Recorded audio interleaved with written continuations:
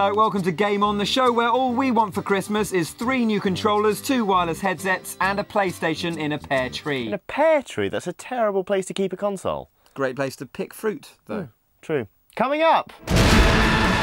We salute the best and worst of 2010 with the 2nd annual Game On Awards, known colloquially as the Goers.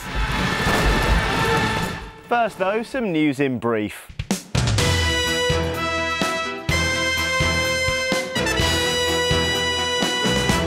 That was a bit overkill. Anyway, if you've got a massive hole in your diaries towards the end of April next year, it's probably got something to do with Portal 2. It's been a long time. Hasn't it just, GLaDOS? But finally, EA has given the Portal sequel the release date it deserves, April 21st, 2011. Why does it deserve that particular date? No idea, just sounded good. Pop a Portal over there. One of the most anticipated games of the past few years, the sequel looks set to totally transform the Portal landscape. Perfect. Developed by Valve and published by EA, all teasers indicate this is a much more ambitious affair than the simple puzzle formula of the first title. Frankly, it looks awesome. We can't wait. But we're going to have to, so... Yep. Oh no, that's I. That's too I. Next up, Mario's finally got some balls. Mario Sports Mix will be released on February the 7th, adding the multicoloured Mario magic to such popular sports as volleyball, Dodgeball, basketball, and some sport we've never heard of called ice hockey. Yeah, I don't know. I think it has a cult following in North America. And by the looks of things, you play it on a beach. And it's finally time for the PS3 flock to meet their shepherd. What? Shepherd, Commander Shepherd. I'm still not getting it. Mass Effect 2 is coming to PS3. Just sounds more boring like that. Where did the sheep come in? Yes, the demo hit the PlayStation Network this week, allowing PS3 gamers to get to grips with one of our games of the year. It includes 3 missions, as well as the moody opening sequence set to suck Sony heads into the spooky, spacey world of BioWare's sci-fi epic.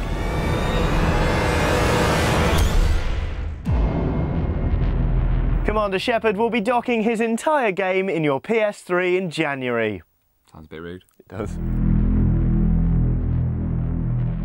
Now, we love a glitzy award ceremony here at Game On. It always gives us a chance to dress up.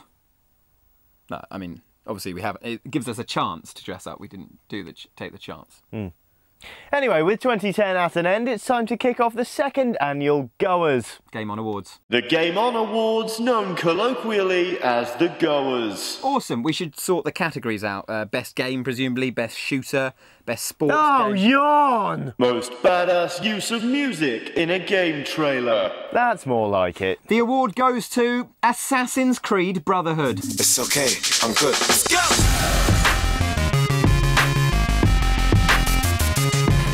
Yep, Ezio's a pretty chilled out guy for someone who spends most of his time running around stabbing people. I guess you could say he's got a tiny temper.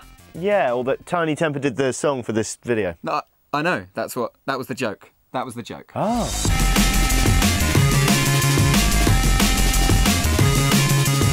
Honourable mention also goes to Splinter Cell Conviction on this one, using Johnny Cash, the Man in Black, as the soundtrack, to Sam Fisher, the Man in Grey, putting people's faces through urinals.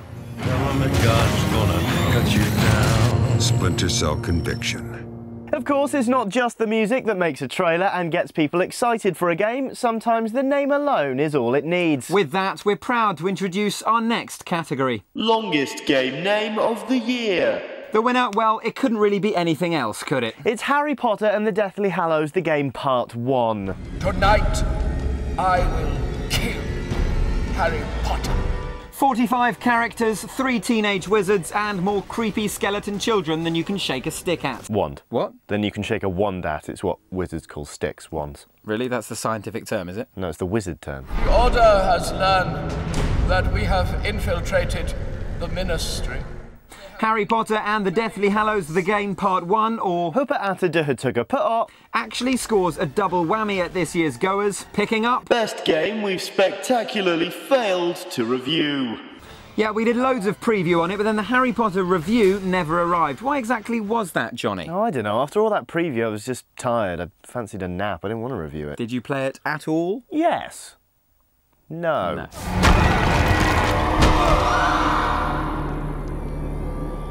The next category sticks with the theme. What, there's a Harry Potter award now? All right, we didn't review his game. We don't have to kiss his backside. Steady on, I was talking about names. Most mind-bogglingly underwhelming character name of the year. Could, of course, only go to one man, your friend and mine, Alan. Alan. Alan Wake, the writer. Yep, every so often a game comes along and writes its own jokes for us, and Alan Wake was certainly one of those.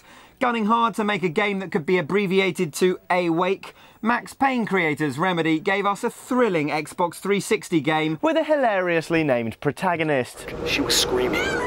Someone took her. Alice! Yep, we may have taken a while to warm to the fella, but now he's here, we wouldn't swap him for the world. Alan Wake, a stand-up guy with a fall-down laughing name. Honourable mention in this category, though, has to go to the star of the as-yet unreleased new Silent Hill game, the truly inspired Murphy Pendleton.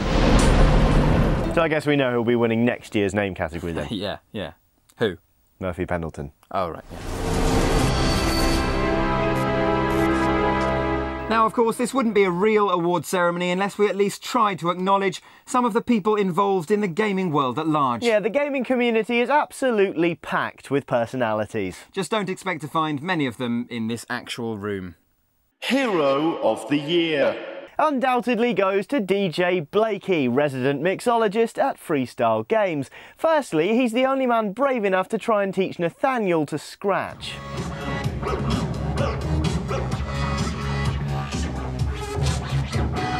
It's not quite the same. He failed to actually teach him, but still, that's beside the point. He also happens to be awesome behind the decks.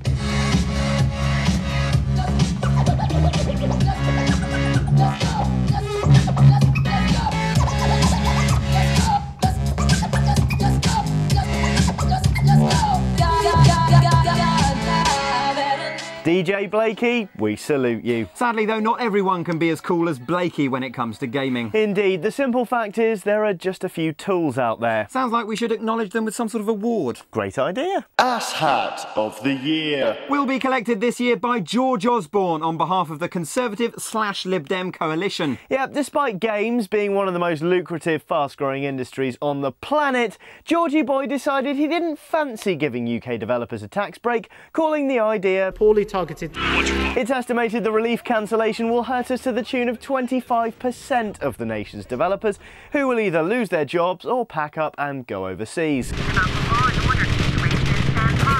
We hope you'll join us for a moment's silence as we pay our respects to Real Time Worlds, the first studio to fold since the tax breaks were cancelled. Honourable mention for Asshat of the Year goes to Mark Ronson. We asked him about his Zelda-inspired music video, and he was, well, a bit of an asshat. What is the name of the kingdom in which Zelda games mostly take place? No idea. It looks like it says Hyrule.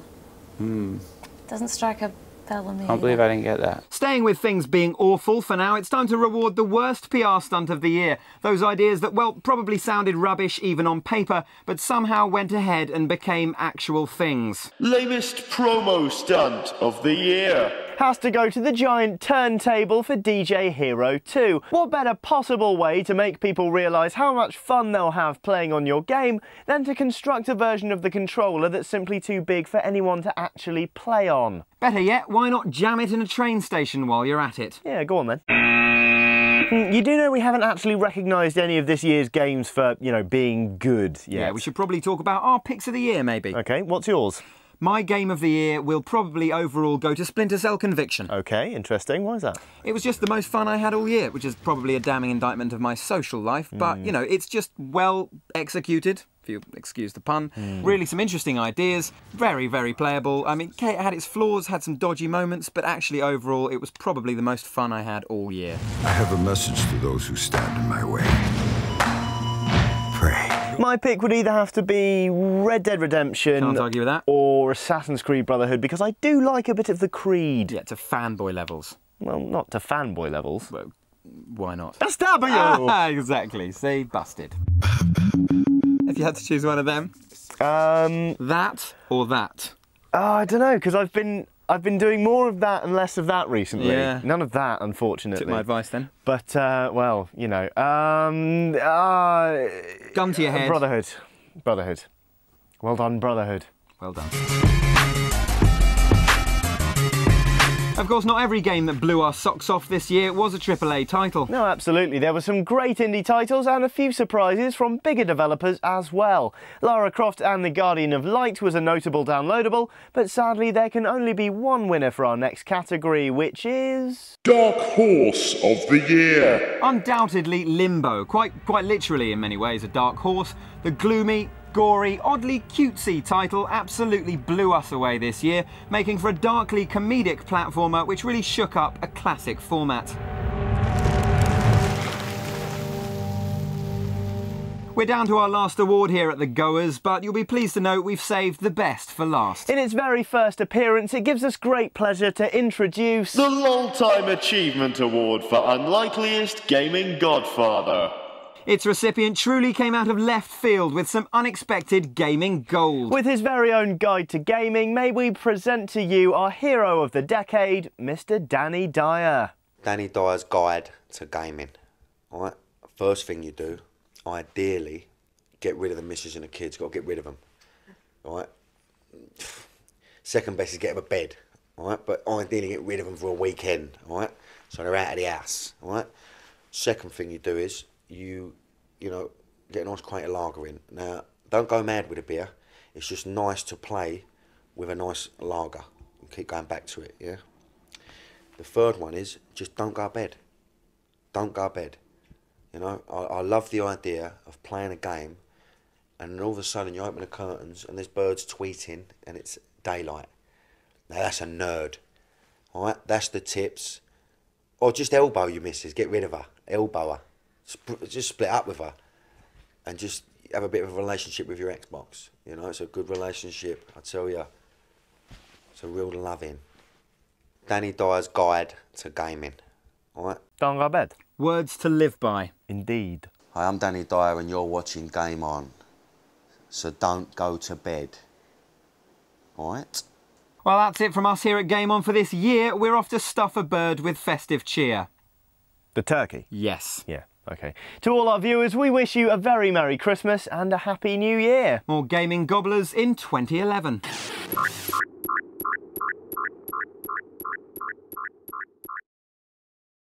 Hello, welcome to Game On, the show where all we want for Christmas is 3 new controllers, 2 wireless headsets. I can't read it. With the second annual Game On Awards, known colloquially of 2010, with the second annual Game On Awards, known colloquially as the Goers. Sorry, once more. Known colloquially. Colloquially is hard. Known colloquially. Okay, once more. Known colloquially as the Goers. Why does it deserve that date? No idea, it just sounded good. Why does it deserve that particular No idea, date? it just sounded good. And once more. Why does it deserve that particular? The next gas. Bye, Greg. I'm here tomorrow.